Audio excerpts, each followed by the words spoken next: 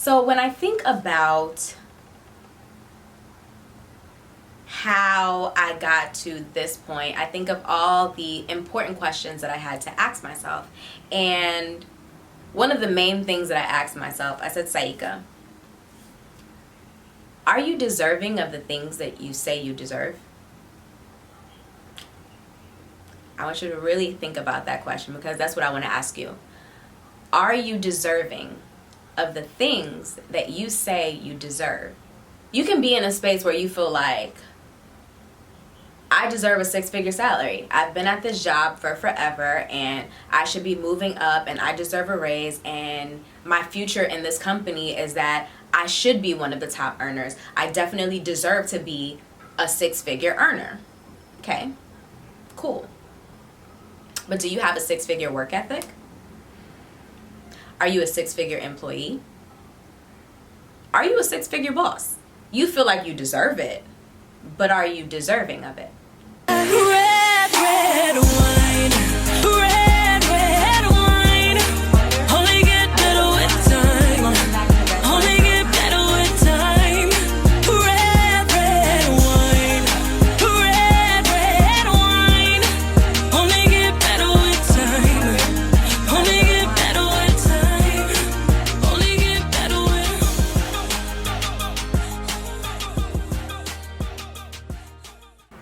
Some girls wonder, other girls whine.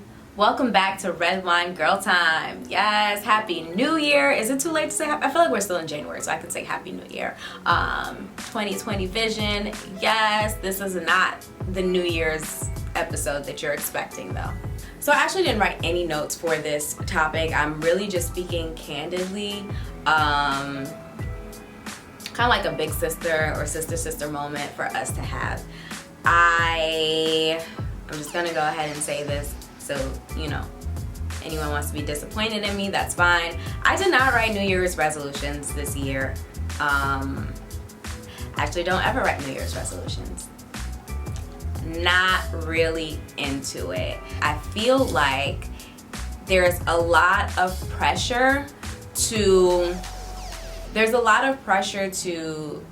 grow or feel like you're elevating as a society, when I think that it's the same as like our spiritual journeys, where it's a very, very personal process, and we're all not going to do it taking the same steps.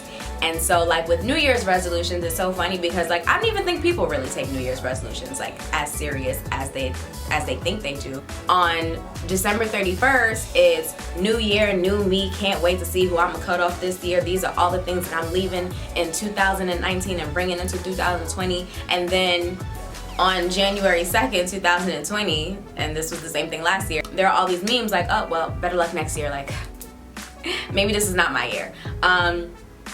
It's kind of become a joke. And that's not to say that if you are someone who takes your New Year's resolution seriously, like that's awesome, I'm proud of you, set all your goals. But my thing is to set your goals when you feel like it and set your goals when it's appropriate. I also think that the new year, new me mindset really puts people in a position to not really reflect. This was actually the first year where a lot of my friends were like, oh, well, make sure that you do your reflection of 2019 before you set your intentions for 2020. I loved that. I absolutely love that, yes. Do your reflections and then set your intentions. But so the thing is that like oftentimes in our reflections, we do not, or oftentimes in our Happy New Year momentum, we don't acknowledge the progress or the year overall. We think of all the negative things, we think of all the bad things, we think of all the things that we want to do better, and doing things better is awesome, but doing things better, we've somehow begun to be programmed that it means that last year was bad.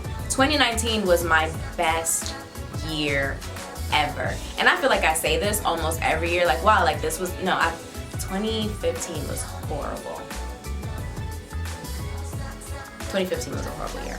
So, but for the most part, I've always had an appreciation for my personal journey. And I think that when we jump into these whole like New Year's resolutions things, which is why I'm kind of glad that we're like 2 weeks into the year before we get a new Red Wine Girl time, so stay with me. We kind of get like really, really caught up in just this idea of being better because we were worse off, when in actuality, you wouldn't be able to be better if you hadn't already been getting better, okay? So 2020 vision, actually, I'm really excited about 2020. For the past 4 years of my life, I have been saying that in 2020, me and Drake was gonna be in the same room. It is January, it hasn't happened yet, but 2020 has definitely been a year that I have been looking forward to, and I think 2019's journey is the foundation of that. I think 2019 really solidified what 2020 is going to be for me, and that may not be the case for everybody. So I'm a believer that like hindsight is 2020, and so what that means is being able to look back on things, you have a much clearer vision, because we're not in the emotions of it all. We're not in the static of it all. We're not in the chaos. We are not the eye of the storm watching this storm surround us. It's when you step out of it and when you see the damages, or when you see the monuments that have been built, that you're really able to say, oh wow, this happened because of this. And I think that we get so caught up in moving forward that we don't acknowledge the treasure of understanding what's behind us. The most important thing that I gained in 2019 is that I really, really, really came to understand what the phrase "be yourself" actually means. And so people always give you that advice, like, yo, just be yourself, like, yo, just be yourself. And now for the record, like, I've had blue hair, I've had red hair, I've been the emotional, creative. So when I think about how I got to this point, I think of all the important questions that I had to ask myself. And one of the main things that I asked myself, I said, Saika, are you deserving of the things that you say you deserve? I want you to really think about that question, because that's what I want to ask you. Are you deserving of the things that you say you deserve? And so what that means is you can be in a space where you feel like, I deserve a 6-figure salary. I've been at this job for forever and I should be moving up, and I deserve a raise, and my future in this company is that I should be one of the top earners. I definitely deserve to be a 6-figure earner. Okay, cool. But do you have a 6-figure work ethic? Are you a 6-figure employee? Are you a 6-figure boss?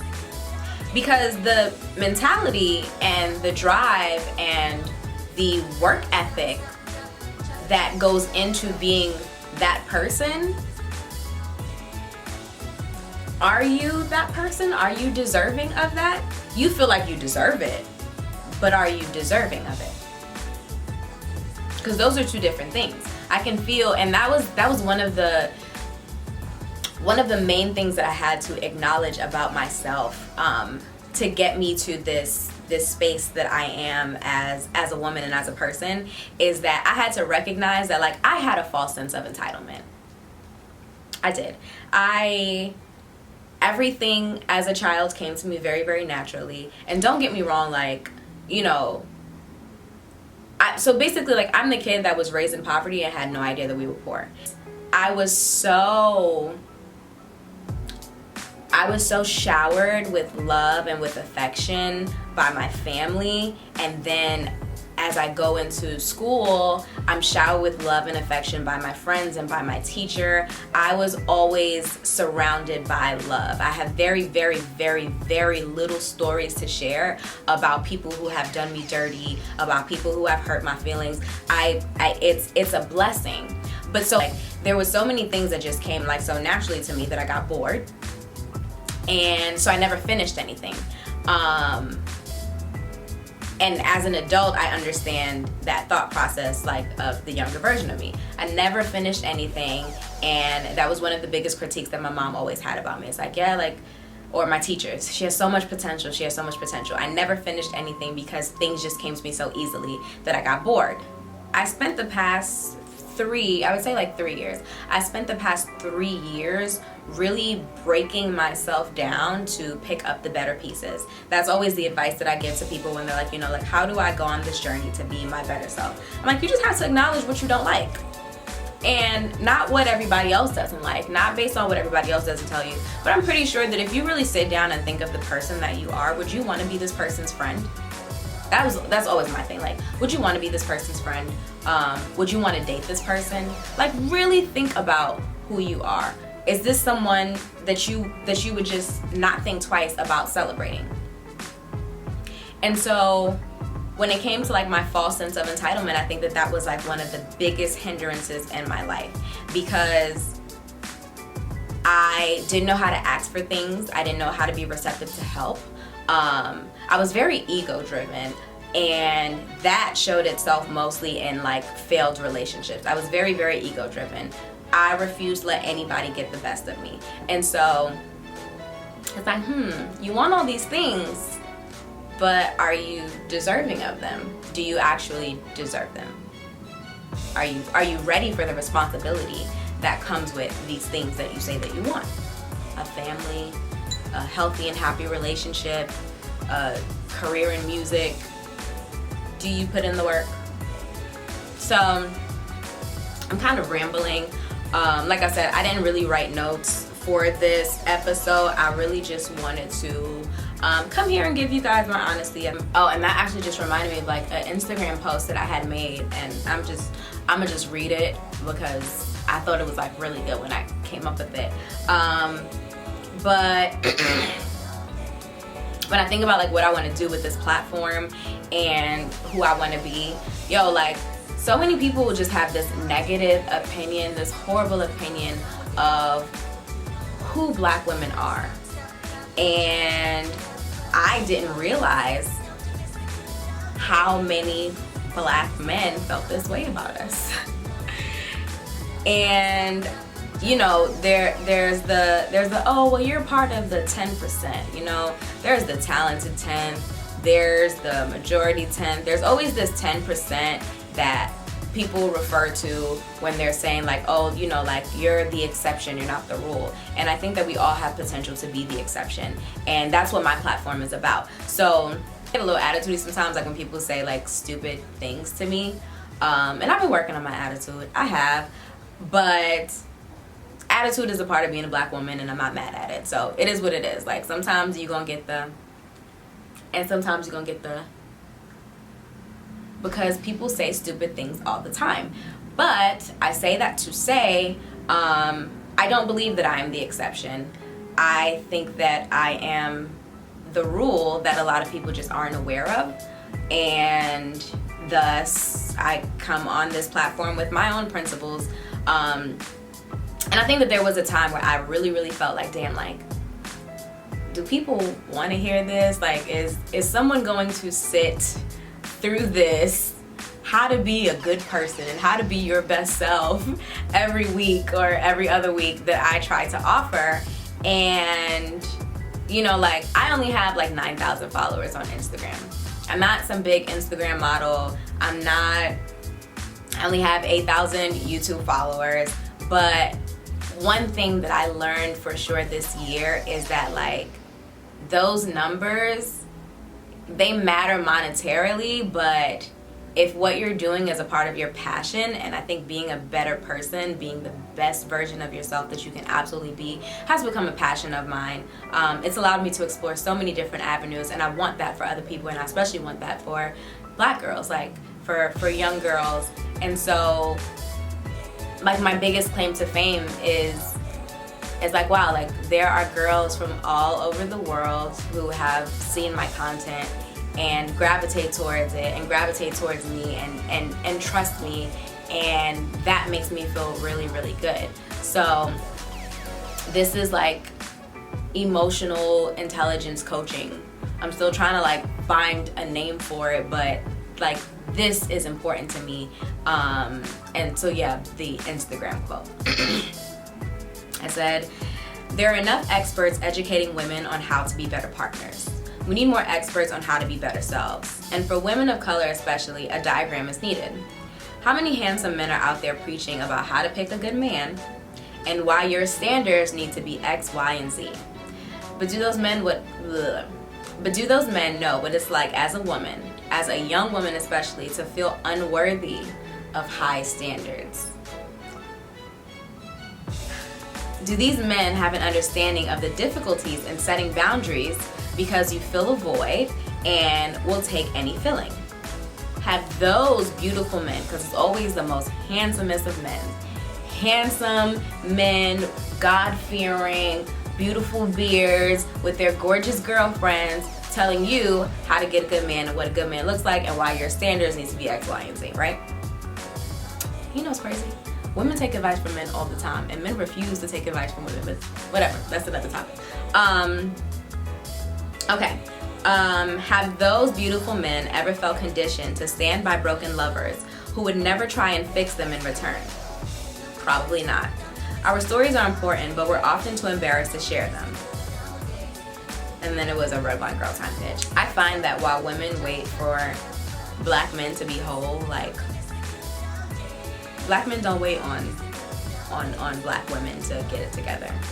You're just supposed to have it together. And then when you do seem to just have it together, you're doing too much. That's another topic. I say that to say, whatever your journey is, for just to bring it all in and wrap it all up, whatever your journey is for 2020, don't forget 2019, don't forget 2018, don't forget 2017, don't forget 1997. If you're old enough to remember what happened in 1997.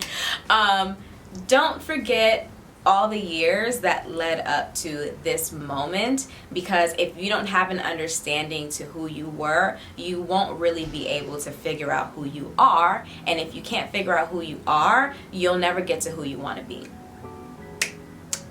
That was bars. I promise you that was off the dome. That was off the dome. I'm kind of impressed with myself, and I'm ruining this moment by being impressed with myself. But thank you guys so much for watching. Tune in next week to Red Wine Girl Time. I'm actually going next week. We're gonna talk about Tinder. All right, we're gonna bring it back. I joined Tinder again, and this time the results really taught me a lot. Yeah, I'm hoping to fall in love this year. That is what I want most for 2020. I hope to fall in genuine, romantic, magical, incomparable love. So, see y'all next time. Today we are drinking Palazzo della Torre. It is a Veronese grape, and it's a 2015 bottle. Now, the last time I had aged wine for the first time was last week, and I realized that I don't know anything. Like, I've not been experiencing wine, because usually when I buy bottles and I look at the year, I'm thinking like, okay, like a 3-year-old bottle, cool, like decent, no problem. And I think that I never actually look at going further back, because in my mind I'm like, wow, like this might be like super expensive. So I just never thought about it. I had a 2014 Bordeaux,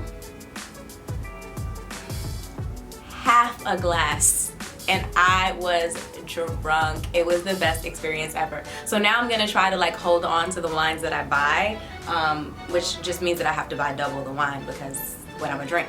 So yeah, so the new goal is to get better at just letting my wine age and letting it sit. This year I really want to expand my wine knowledge. I'm still the friend that knows more about wine than everybody else, but I want to be like, I really want to be like the Olivia Pope, you know? Like, I need to be the one. No, I need to be Papa Pope, like the ultimate wine snob. The Veronese grape is also known as the Corvina grape. I think it's mostly known as the Corvina grape. And this is grown in northeast Italy. So that's what we're drinking today. And of course, you know I like to check the alcohol content. The alcohol content on this bottle is 13.5%. That's a good bottle. And it's, again, like it's a 2015 bottle. So I'm pretty sure I'm not gonna get through this whole glass for hopes of being able to speak well on camera without slurring. And what else did I want to say about this bottle? Yeah, that's it. Oh, this bottle retails for about $20, which is really, really not bad. Like, if you think of, because I've worked in the restaurant industry, just to give you a kind of idea of like what you're getting, when you go into a restaurant or when you go, you're not buying bottles of club, but wine markups is the same as like liquor markups. So if you go to a restaurant and you're paying $80 for a bottle of wine, and you know they're presenting this to you as like one of the greater options, you can actually find that wine at regular retail for a lot less. So I think that this $20 bottle would probably go for like $80, $90 in a restaurant.